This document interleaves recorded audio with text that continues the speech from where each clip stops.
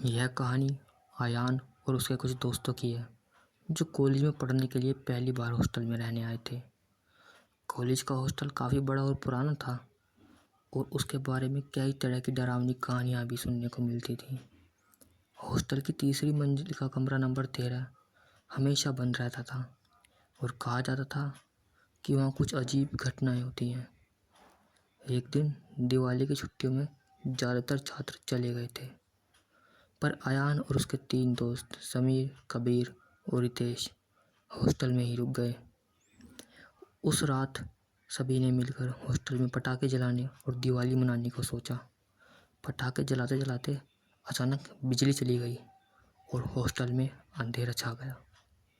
अयान ने मजाक में कहा, अरे दोस्तों, क्यों ना हम तीसरी मंजिल में जाकर कमरा नंबर 13 में जाकर देखें कि वहाँ सच में भूत है या नहीं। समीर ने घबरा कर कहा, यार नहीं, सुना है कि वहाँ रात को अजीब आवाज़ें आती हैं, हमें वहाँ नहीं जाना चाहिए। लेकिन कबीर और रितेश ने अयान का साथ दिया और बोले, अरे चलो ना, डरने की क्या बात है, भूत वूत कुछ नहीं होता। तीनों हंसी मजाक करते हुए तीसरी मंजिल की ओर बढ़े। जब वे कमरे नंबर 13 के पास पहुँचे तो देखा कि दरवाजे पर एक पुराना ताला लटका हुआ था। लेकिन जैसे ही अयान ने ताला को छुआ, वह अपने आप खुल गया, मानो किसी ने उन्हें अंदर बुलाया हो। कमरे के अंदर बहुत अंधेरा था। अयान ने अपने फ़ोन की टॉर्च जलाई और कमरे के अंदर देखा। कमरे में फर्नीचर धूल से ढका हुआ था और दीवारों पर अजीब अजीब निशान थे। तभी समीर ने कहा, यार ये जगह तो सच में डरावनी है, हमें तो यहाँ से वापस चलना चाहिए। अचानक उनके कमरे में कोने से किसी की चलने की आवाज़ सुनाई दी। सभी के चेहरे पर डर की लकीर खींच गई। कबीर ने धीरे से कहा, क्या क्या तुम लोगों ने आवाज़ सुनी? तभी कमरे के अंदर से ठंडी ठंडी हवा चलने लगी और दरवाज़ा जोर से बंद हो गया। चारों दोस्त डर के मारे चिल्लाने लगे। अयान ने कांपते हुए कहा, यहाँ कुछ गड़बड़ है, यहाँ कुछ गड़बड़ है, हमें यहाँ से निकलना चाहिए। जैसे ही वे दरवाजे की ओर बढ़े, अचानक कमरे में एक परछाई दिखाई दी।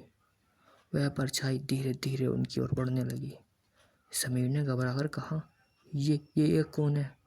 तभी वह परछाई हंसते हुए बोली, तुम लोग यहाँ क्यों आए हो? यह कमरे में अनजान लोगों का स्वागत नहीं है। सभी दोस्त डर के मारे कांपने लगे। रितेश ने हिम्मत जुटाते हुए कहा, हम गलती से यहाँ आ गए, हमें माफ़ कर दो। वह परछाई जोर से हंसते हुए बोली, अब तुम आ ही गए हो, अब जल्दी ही नहीं जा पाओगे। अचानक कमरे में से अजीब आवाज़ आने लगी। चारों ओर लगा कि उनकी चीख से सुनाई नहीं देगी। लेकिन तभी बिजली वापस आ गई और कमरे की लाइट जल उठी।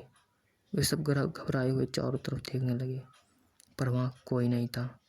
जैसे तैसे वे दरवाजे से बाहर भागे और अपने कमरे में जाकर चैन की सांस ली।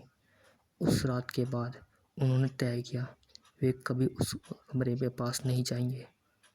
और कहते हैं कि दिवाली की डरावनी रात के बाद हॉस्टल के कई छात्र और छात्राओं ने कमरा नंबर 13 के पास से अजीब आवाज़ें सुनी हैं।